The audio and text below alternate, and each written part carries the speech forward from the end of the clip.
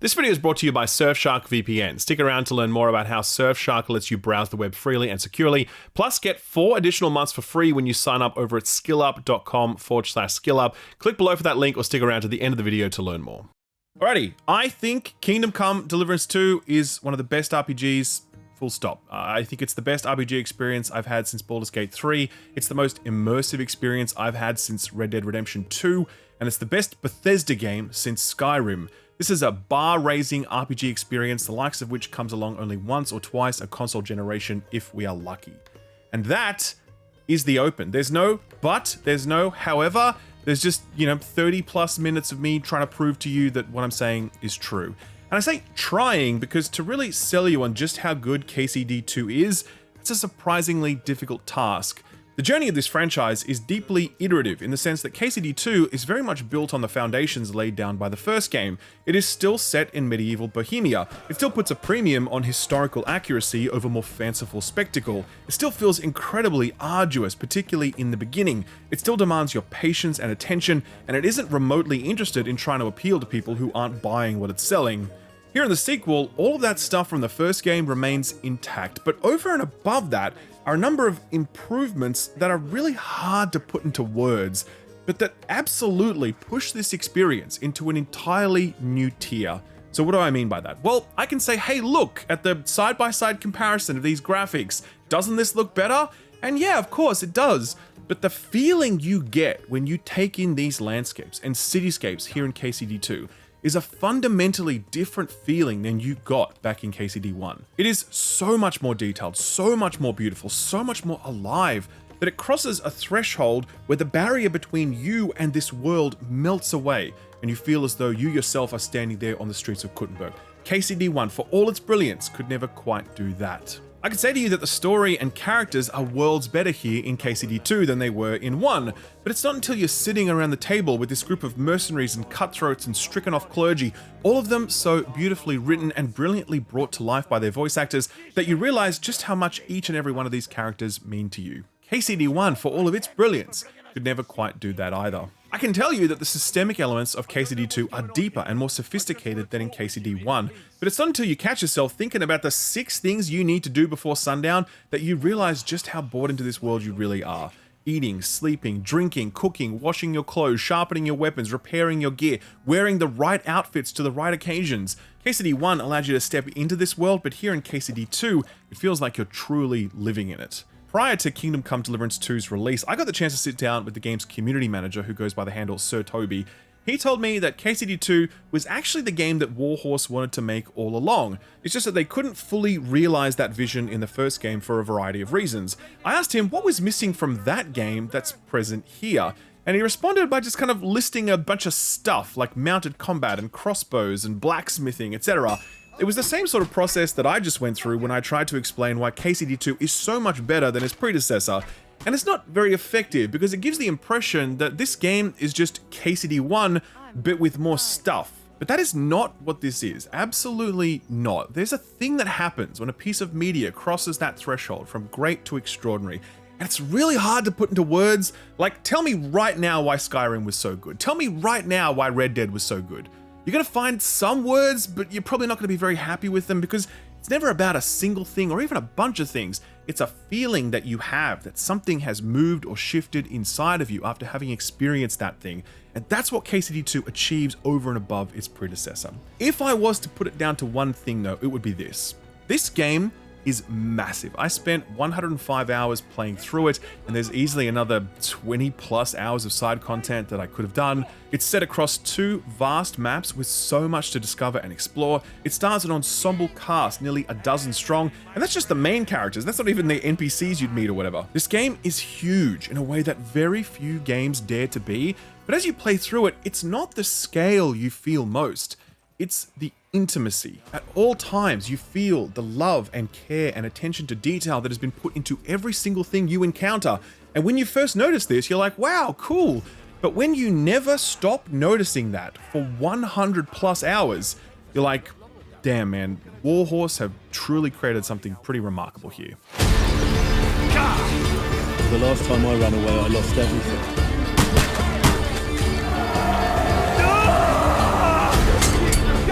You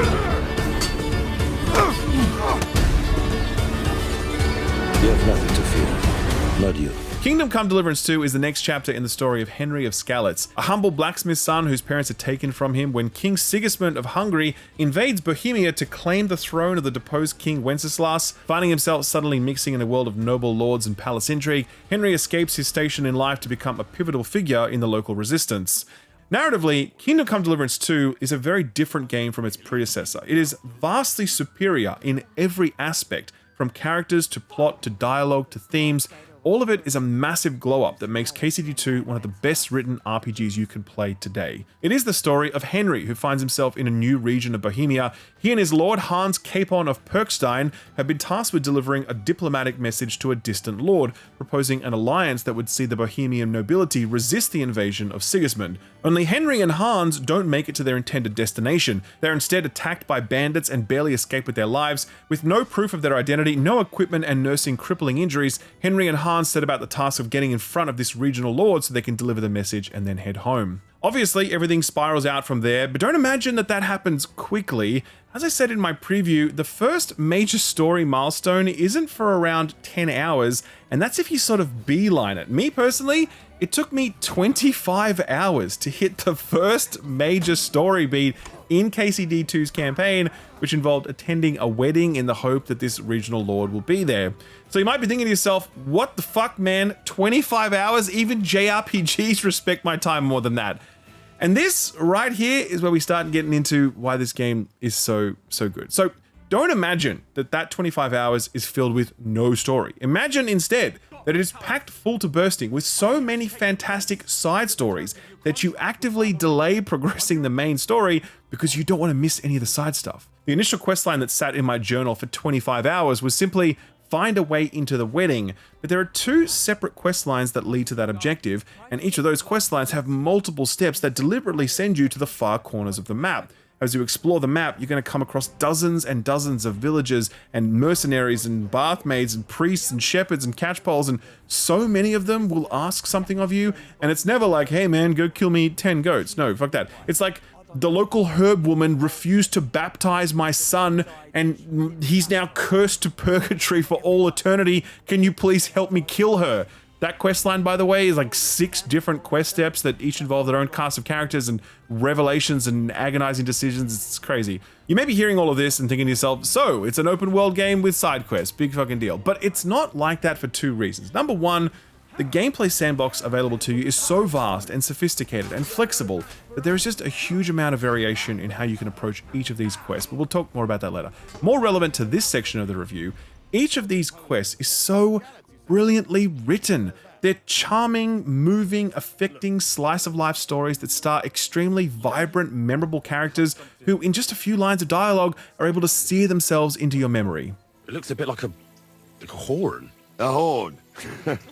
Nobody's called it that yet.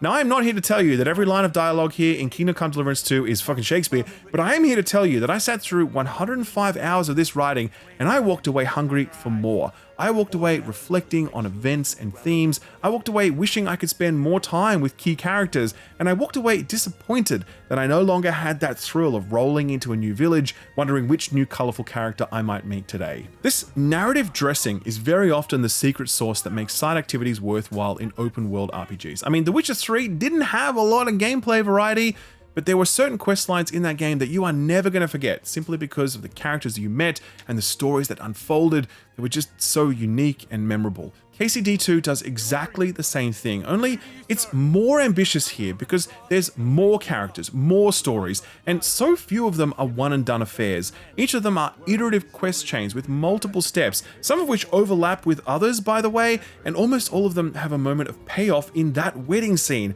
where if you go there without having completed a lot of side content, you're going to see a crowd full of people that you don't recognize and who don't recognize you. But if you did invest that time, you're going to arrive to a sea of familiar faces, all of them either welcoming you or cursing you, depending on how your previous interactions with them ended. That loop that culminated for me at the 25-hour mark just felt so masterful because I'd seen the whole map, I'd met almost every character on it, and I'd had some meaningful connection to them, and I'd also progressed my core skills and geared up and become a stronger Henry. It was a brilliant bit of macro-level game design, but underpinning all of it was some absolutely brilliant writing. Little did I know though, that same process was going to repeat itself. At around the 50-hour mark of my playthrough, I gained access to the second map, which is bigger than the first, and it again begins with another open-ended quest chain that sends me to the far-flung reaches of this new landscape. Again, I would meet a unique range of unforgettable side characters. Again, I would complete these long, multi-step side quest chains that allow me to determine how I approach them and how I conclude them. Again, I would build relationships with people who I would see later in the game, and the decisions I made along the way would govern how much these people were willing to help me or hinder me. But the big difference in the second region is that this is where you meet the devils. When I chatted with Sir Toby in that interview, he told me that Red Dead Redemption 2 was a major source of inspiration for KCD2, and at first I assumed it was to do with that feeling of immersion, since both of these games are pursuing the same historically inspired adventure thing.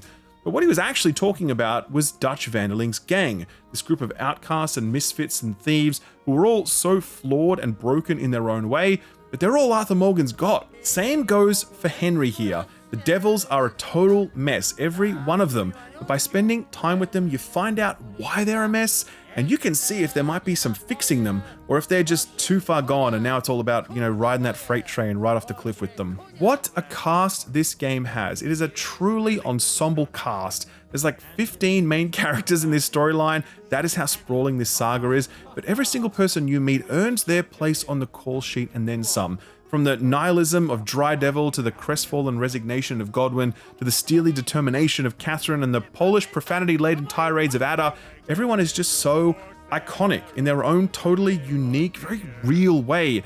And that's the very deft touch of the writers here. All of these characters are massive personalities. Every major character is so present in every scene, in every dialogue exchange, but they never feel hammed up or overplayed. It's not like they're theater actors putting on some pantomime show. They feel real, and their responses to scenarios and to you feels real, and that makes it so easy to feel a real connection to them as characters. The depth of KCD2's characters will surprise you, but I'll wager you'd be equally surprised by how deeply thematic the game is in its storytelling, and how willing it is to confront topics that are so rarely discussed in video games. Obviously, much of the narrative is preoccupied with the role of the nobility and the power they have over their serfs, but the game really shies away from these one-dimensional, villainous, mustache-twirling depictions of nobility. Even the key antagonists in the game are handled far more deftly than you might imagine.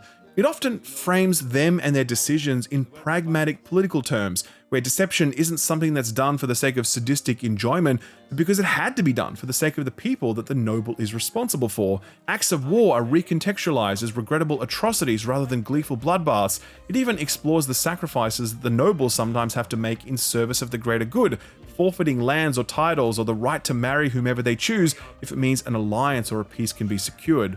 It is a very adult, measured, nuanced approach to subjects that are typically treated with much less insight or care. The game is also very willing to confront the moral complexities of rebellion, and that is something that very few texts are willing to do because it's so much easier to cast the rebels as the heroes who do the good things and the Empire as the villains who do the bad things. But real rebellion is not like that. It must regularly adopt the weapons and tactics of the enemy, and it must also sometimes harass and harm innocents in pursuit of an ultimate objective. KCD2 confronts this tension head-on, at a micro level with how you choose to play it moment to moment, at a narrative level with key story decisions, and at a macro level when the credits roll and you are judged by how you conducted your own campaign of vengeance and or freedom fighting. Finally, the game also directly confronts the issue of anti-Semitism as it existed throughout all of history, really. In the city of Kuttenberg, there's a Jewish quarter, and that location and its occupants play a central role in events, as a desperate ruling class seek to incite hatred so they can take advantage of the resulting disorder. And if the thought should cross your minds that you would get rid of the debts to the Jewish moneylanders this way, forget about it. Your debts will remain, up to the last groschen. Only now you owe us directly. Many games, particularly fantasy games, have explored this same topic, but allegorically, like a persecuted race of elves who always get blamed for everything, that sort of thing. It's one thing to do that, but it's quite another to confront this subject directly and to have the characters saying it aloud. That is something that video games simply don't do, and it's another thing that sets KCD2 apart. Its willingness to not only use history as a fun historical backdrop, but to confront its ugliest aspects as well. At the end of these blocks, I always try to sum up what I've said as neatly as possible, but the truth is, that was 2,500 words, and summing it up is tough. I'll finish by saying this. KCD2 is written for adults, and it's written really, really well. Very few games we play, especially in the AAA space, are written for adults, and fewer still are written well. The characters you'll meet here, from the lowliest knacker to the lordliest lord, they're all carved from marble, intricate and solid right the way through. They're all brought to life with such brilliant voice performances. It is a game with gameplay so good that it didn't need to have writing this good, but the fact that it does makes you feel positively spoiled from the very first moment to the last.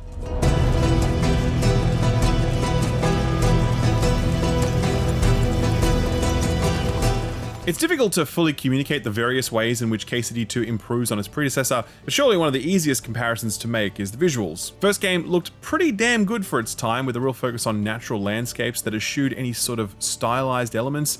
It was just trying to look very real, and I say trying because there were still some rough edges. Those rough edges are completely gone here in KCD2, and combined with overall enhancements to visuals and lighting, this game delivers some of the most realistic looking, convincing, and immersive outdoor landscapes of any video game, full stop. The only competitor to it, I think, is Red Dead 2, and that is a line ball call. The choice of engine here was pivotal. Where every other game these days is made in Unreal Engine 5, KCD2 was made using the Crytek engine. Warhorse has said in the past that that decision was made owing to the engine's ability to render natural environments and vegetation, which makes sense given the Crysis games of yesteryear and how impressive natural vegetation is in Hunt Showdown. Here in KCD2, Warhorse have achieved remarkable things with this engine. You can zoom in on ground clutter and always be impressed by how well it holds up. You can zoom out and take in an expansive field of green and remark how inviting it looks, like you really do feel this urge to gallop across it when you see it. When it comes to patches of forest, they're often so distinct from one another in very subtle ways. Different types of trees, different densities, different placement. You really do get a sense of transition as you move from wide open space into a tree line, and sometimes it can elicit this feeling of relaxation, where other times it can feel really foreboding. The natural landscapes of KCD2 are more central to this experience than they are to most other open world games, in a way that I can only really explain in Red Dead terms. Like, it's cool to roam around the world in Skyrim or The Witcher or Horizon Zero Dawn, and certainly those games can stop you in your tracks with their vistas, their megalomaniac structures, their very deliberately constructed natural features. But KCD2 is not like any of those games. There is something much quieter and more understated about its rendition of natural beauty, and it won't stop you in your tracks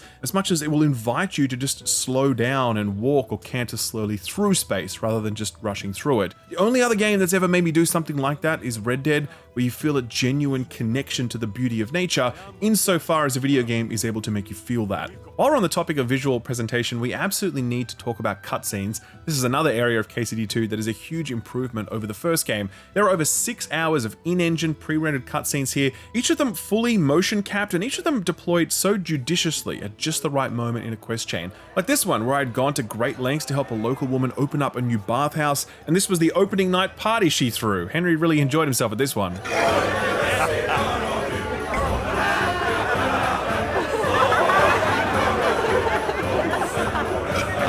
Contrast that with stuff like this, a tense moment during a siege when the enemy finally deploys a weapon that Henry and his allies had heard of but never seen in action themselves. What the fuck is that?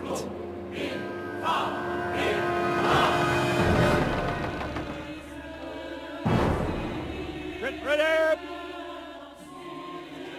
Pater Noster, Kies and Kielis.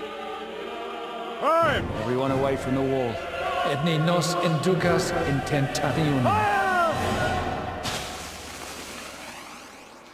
But deliver us from evil.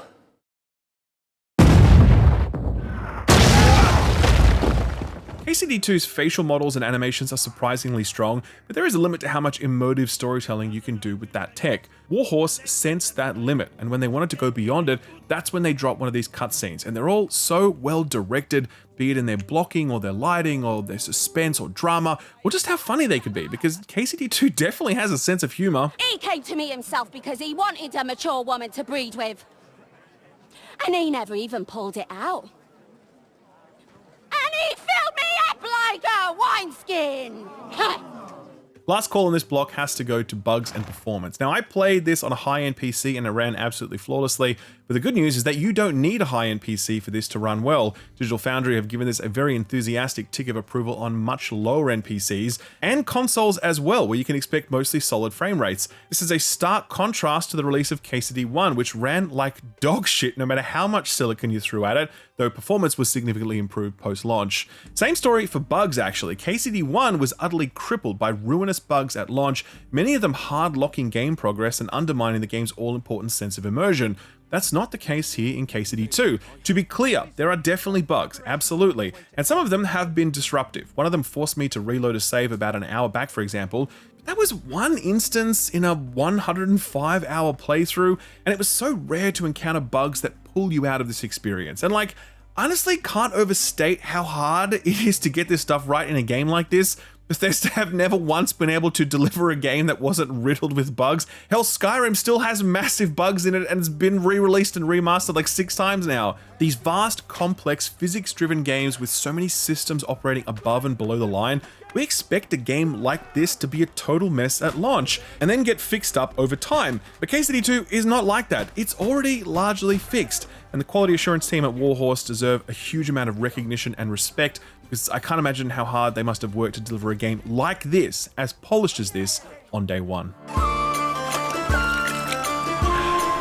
this one will be lighter. KCD2 is a game where everything you say or do sits within the context of a number of supporting game systems. So a simple dialogue exchange between you and an NPC will reference things like your reputation in that region of the map. It's assessing how well you're dressed and how well that person you're talking to might respond to that sort of attire. It references how clean or dirty you are, whether or not you've been branded a criminal, whether you're holding a weapon or not, whether you're skilled or knowledgeable enough to talk authoritatively about whatever subject you're discussing, what time of day it is and whether now is the right time to progress that sort of conversation, the state of your equipment and your overall wellness. All of this is being checked in real time in a single conversation, and basically every conversation is doing this. And I guess this is where we start to sort of walk back and ask, well, what are all the building blocks that support this? Fundamentally, Henry of Skalitz is a very blank slate. At the beginning of the game, he loses all of his gear and his skills from the last game, allowing you to shape him however you please. There are no classes here, there's no skill tree into which you put points. If you want to get good with a bow, then you need to use a bow a lot. If you want to improve your speechcraft, you need to talk your way into or out of situations. If you want to improve your blacksmithing skill, then you better start making plenty of horseshoes and swords. It's that free-form RPG experience that allows you to shape a character by doing the thing that you want to specialize in. And I really feel like this should be the default progression model for most RPGs, but alas, I expect the mighty skill tree will still reign for some time yet. The various skill specialties that you can develop are a mix of typical and surprising. Obviously, warfare is in there, so the more you fight, the more passive bonuses you unlock. But there's also, for example, a drinking skill. The more alcohol you consume, the better your ability to tolerate it, the shorter your hangovers. You can even unlock conversation and combat bonuses that literally let you talk and fight better when you're drunk. Or they can stop you from chucking your guts up if you decide to have one too many with the boys. I could not say it better. Amen! Scholarship is another really interesting one. This one rewards you for reading books you find and having more in-depth conversations with NPCs. So, you know, like really going into all of their dialogue options to hear everything they have to say, because they might teach you about some obscure aspect of medieval life. And as that stat improves, Henry gets access to a range of new dialogue options reflecting his enlarged worldview. So already you can start to see how flexible and unique this character building is here. It would be possible to shape a Henry who is a drunken lout, focusing on unarmed combat, always drunk, maybe brewing potions to cure your hangovers or give you combat boosts. You could be a learned noble type, always leaning on your knowledge of this or that, avoiding confrontation as much as possible as you seek peaceful resolutions. You will have to fight, of course, that's unavoidable, but you'll be surprised by by how often you don't have to fight if you really lean into the extremely deep and flexible dialogue system here in KCD2.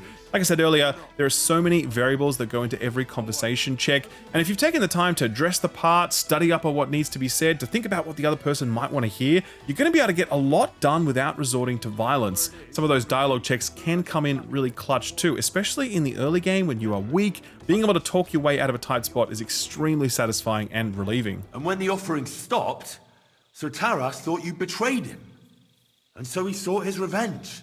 I had no idea. Like I said, only ignorance is to blame.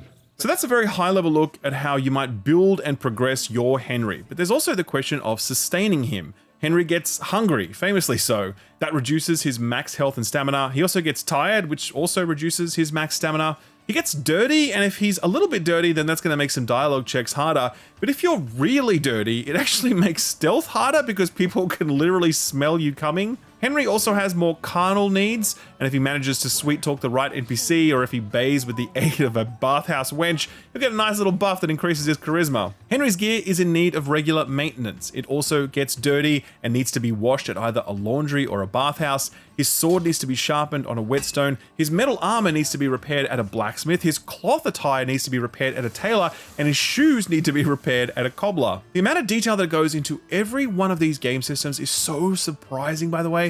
Like, for example, the possession and selling of goods that you acquire either legally or illegally. So, let's say, for example, I shoplift a hat from a merchant store. That hat is now sitting in my inventory and it is stolen goods. If I get caught by a guard for an unrelated crime, that guard will search me and may find that stolen item on me unless I have a perk point that causes guards to sometimes not see stolen items. If I try to sell the item back to the vendor I stole it from, they will notice and call the guards. If I wear the hat in the same town I stole it, then either the merchant or the guards will notice as it was reported stolen and they'll arrest me on the spot. If I try to sell it to a different vendor in the same region, they may report me or they may agree to pay for it at a reduced price. However, if I try to sell it amongst a bunch of other non-stolen items, then there is a chance that the vendor won't notice that it's stolen and give me full price for everything. And if I leave it in my inventory for long enough, it will lose its stolen status because, hey, we all got to move on at some point, even merchant NPCs. Oh, and the price of goods is also further influenced by their condition, their cleanliness, your reputation in the region, your specific reputation to the vendor, which speech perk points you have active, and how well you're able to haggle for a better price.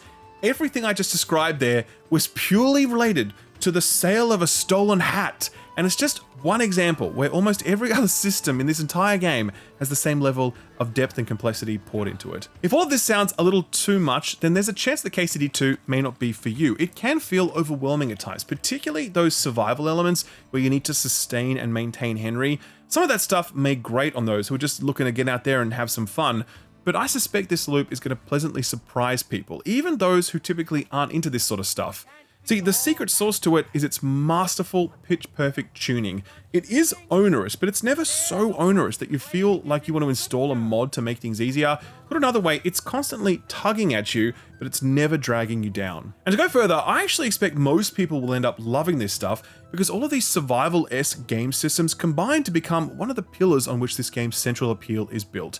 There's so much to worry about and keep in mind at any point in time, but eventually it just becomes second nature to you. And when you boot up the game after not having played for, a few hours a day, whatever, your first thoughts will be of Henry and what he needs. You'll check his nourishment stat to make sure he's had a good meal. You'll check his gear to make sure it's all repaired and your weapons are sharp. You'll check your clothes to see how dirty you are. And if any of these things are amiss, you'll remedy them before you go out on your next adventure. And when that adventure is done, you'll come back to your lodgings, you'll vendor some gear, equip some upgrades, maybe take a bath, level up your character, and if the time of the day suits you, you might then hop into bed for a nice long 12-hour sleep so you're fully rested for the next day. There's this very alluring rhythm that begins to emerge as you play KCD2, one that reflects real life.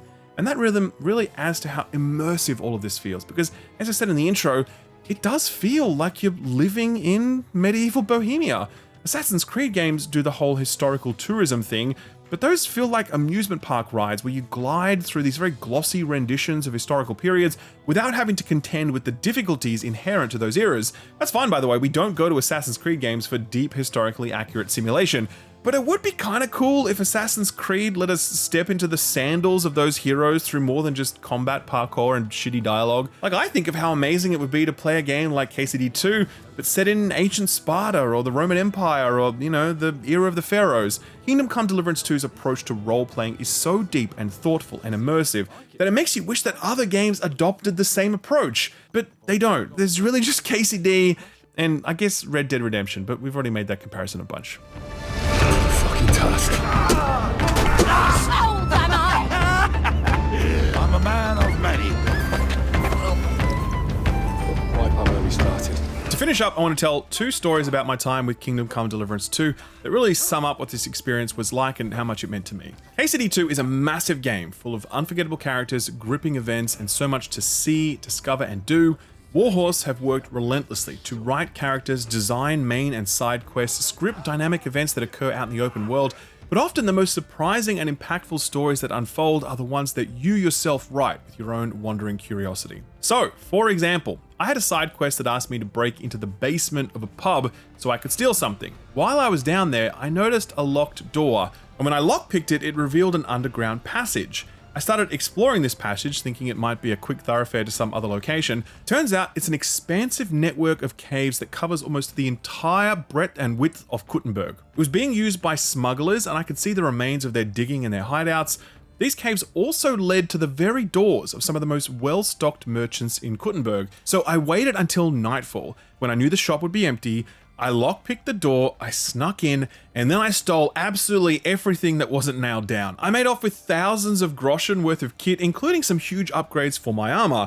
But I couldn't wear those upgrades in Kuttenberg because I knew that that gear would be reported as stolen, so I planned to just leave it in my storage until it lost its stolen status, and then sell the rest of it in other regions to merchants or to a fence, since every miller you meet in this game also happens to double as a fence. Very handy. The only problem was I wasn't careful enough, and a different NPC from a different store saw me lurking around those caves. So when those goods were reported as stolen, my name was also reported. That meant that I was now a wanted man, only I didn't know it yet until I was in a cutscene and guards were standing behind me waiting to arrest me. When the cutscene ended, they said I could either pay a fine or go to jail, and that fine was like 20,000 groschen. And after like 60 hours of play, I had only made like 4,000 groschen, so needless to say, I could not pay. I said, okay, fine, take me to jail then. Only my crimes were so serious that instead of just imprisoning me, they publicly branded me so that every single person who I met after that point would know I was a criminal. Now that was not what I wanted to happen in my playthrough, so I reloaded my save, and instead of going into that cutscene, I decided I would lay low for a bit, spend some time outside of Kuttenberg while I waited for my wanted status to wear off. I could speed this process up by visiting a priest and committing to a pilgrimage, and usually when you do this, the priest is like, yes, my son, you have sinned, but it is good that you have chosen to repent, say 5 Hail Marys, and we're good. But when I went to the priest this time, he was like, your soul will burn in hell, you are damned for all eternity.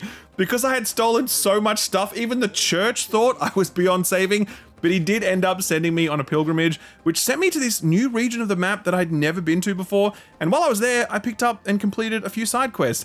I was still wanted in Kuttenberg, so I continued to explore the open world, doing side stuff until a few in-game days had passed, and after that point, I was in the clear. That single journey that I went through there, no other person playing through this game will go through quite the same journey.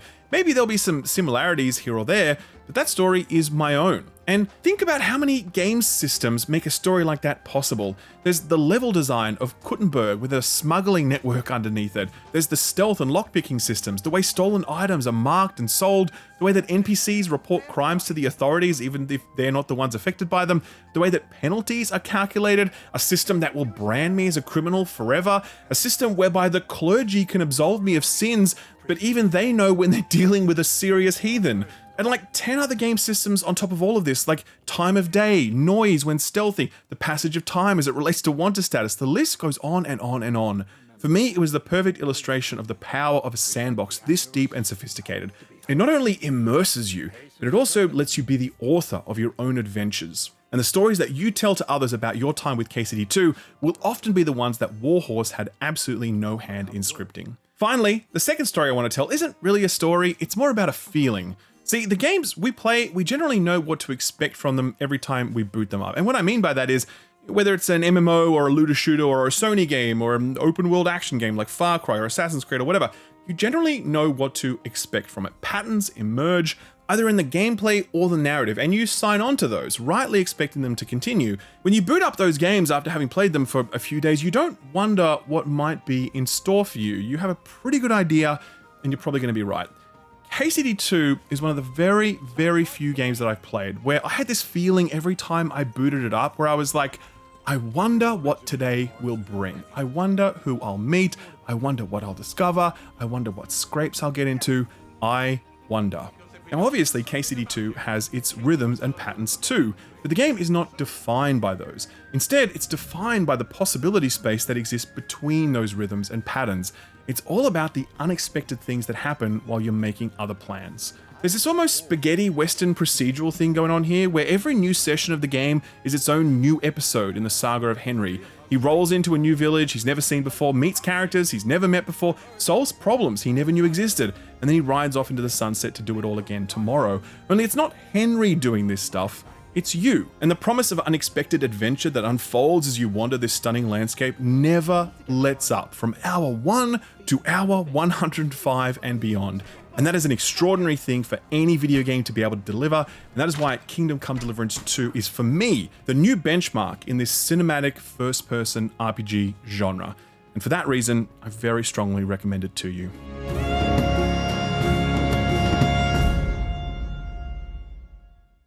It's actually never been more helpful to have a VPN for a bunch of reasons, and that's why I'm very happy to have the support of this video sponsor, Surfshark VPN. Right now, the internet is getting more and more carved up geographically, with companies limiting which content you can access and which price points you can buy things at based on where you live. Australia's a good example of this. There's a bunch of streaming content we can't access on various streaming platforms because reasons, but I don't have to worry about any of those limitations thanks to Surfshark. With just a few clicks, I can set my location to somewhere else in the world, and I immediately get access to geolocked streaming content or discounts on purchases made in other currencies. There's also the security angle too, since Surfshark VPN encrypts your data, making it safer to browse the internet. Surfshark even offer a complete security package, including stuff like antivirus and an anti-malware tool, real-time reports if a company that has some of your personal data gets hacked, and even a masked email generator that lets you create dummy emails when you want to sign up to something without handing over your actual email address. Best of all of this is incredibly cheap. I really recommend clicking the link below to see just how inexpensive it is to properly protect yourself online.